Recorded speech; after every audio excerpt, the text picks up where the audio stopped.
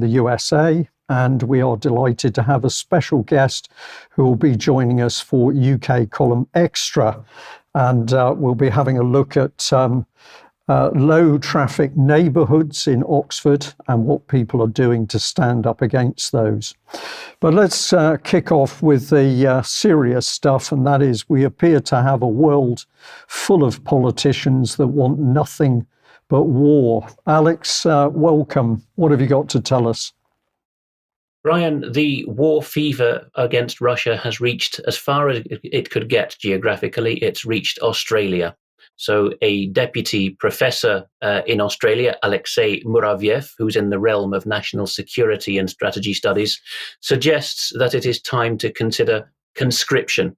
And he reminds his readers that over half a century ago, when Australia was going through a constitutional crisis, which eventually led to the Crown deposing Gough Whitlam, the then Prime Minister, he progressively, as it was thought, abolished national service. The English-speaking countries did so earlier than the continent. Britain had already done so in 1960. But Muravyev is saying it's time to have these conscripts back because, as far as he can see in Perth, Western Australia, the Russians are about to cause Australia a problem. I doubt it somehow, but there we go. Continuing the Northern European shock and awe campaign, which has been reported already with the Swedes, the Dutch in the form of Admiral Rob Bauer of NATO, and the British getting in on the act, Sir Patrick Sanders, we now have a Norwegian equivalent. So Eirik Kristoffersen, who is the chief of staff of the Norwegian armed forces, has said we don't have much time. And a couple of highlights which Dagbladet in his interview has brought out suggest that we don't know whether we will be at war with Russia within 1, 2, or 3 years. It's been written up by others as though he was saying we will certainly be at war in that time, which is not quite what he said, but it's getting pretty desperate.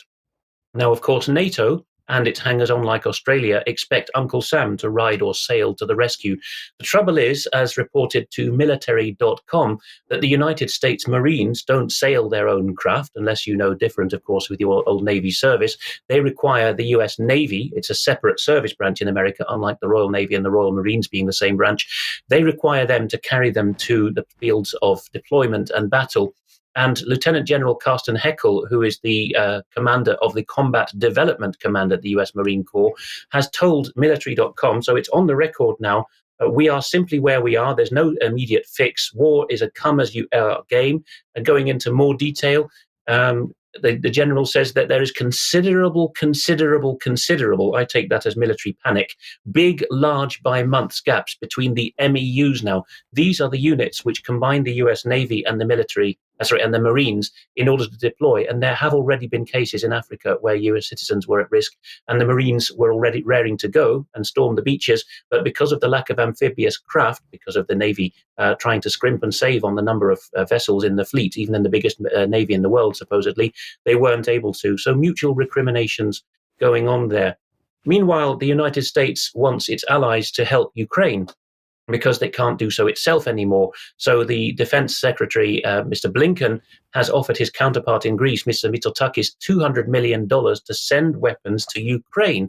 And actually, it's not his counterpart, it's the Greek Prime Minister. Blinken, in his own right, is quoted in Athens News as saying, we remain interested in the defense potential that Greece can transfer or sell to Ukraine. If these capabilities are of interest to Ukraine, and pending the US government's assessment of their status, so they'll be in some inspectors sent to warehouses, we, the US Pentagon, may explore the potential for additional foreign military financing funds of up to $200 million.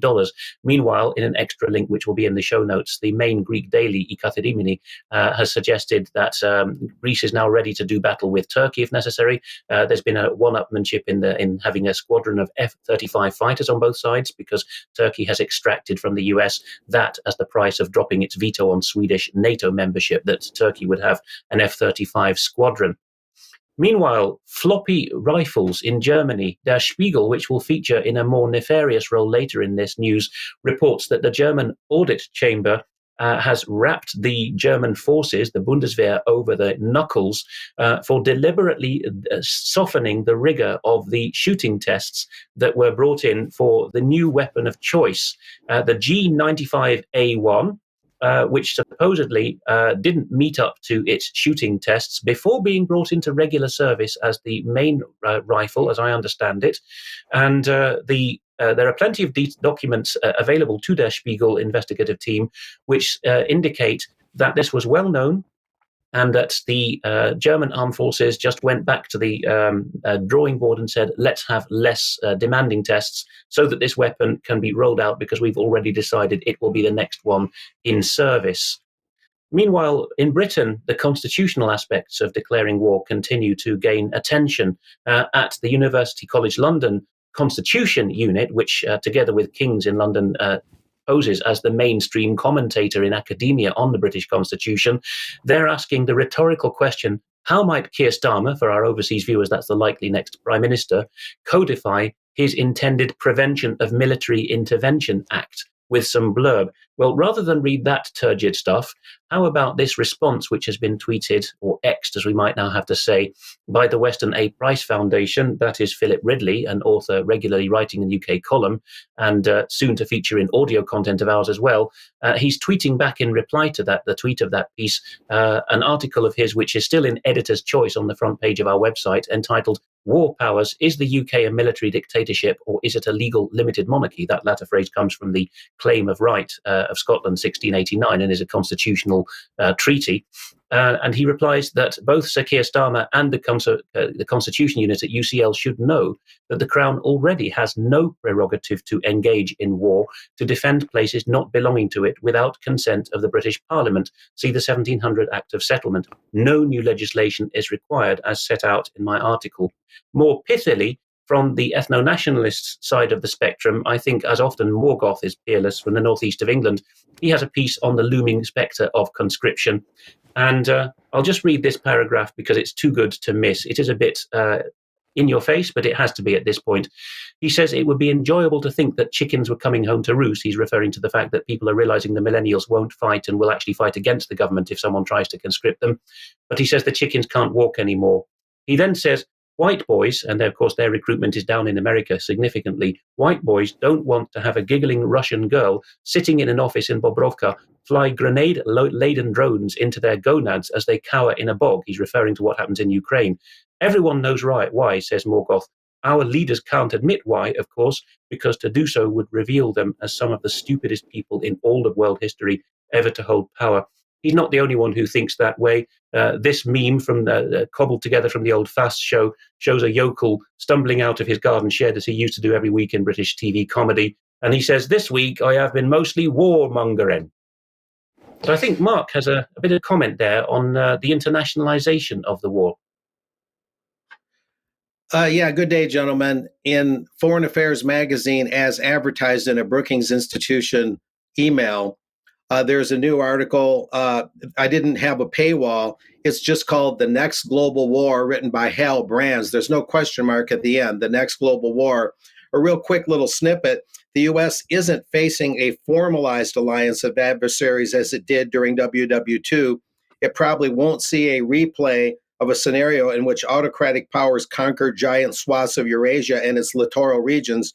Yet with wars in Eastern Europe and the Middle East already raging and ties between revisionist states becoming more pronounced, all it would take is a clash in the contested Western Pacific to bring about another awful scenario, one in which intense interrelated regional struggles overwhelm the international system and create a crisis of global security unlike anything since 1945.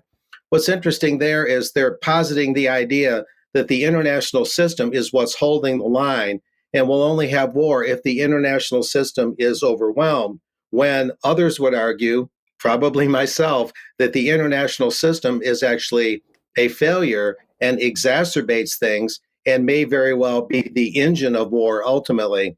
It's a long read, like many ponderous foreign affairs articles are, but it's just another example of how they're upping the ante. Wars, rumors of wars, and the psychological effect of rumors of wars is the ongoing war. A shooting war, we'd have to wait and see. Thank you very much for that, Mark. And it just reinforces why Morgoth, in his blog on refusing conscription, describes what we're being called to fight, or the younger among us are being called to fight. He describes it as globo homo.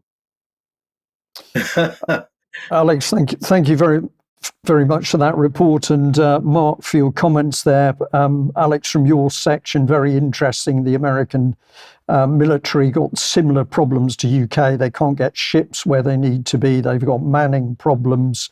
And we've also got the other question over who is creating these wars, and are they actually legitimate wars, since nobody is declaring war.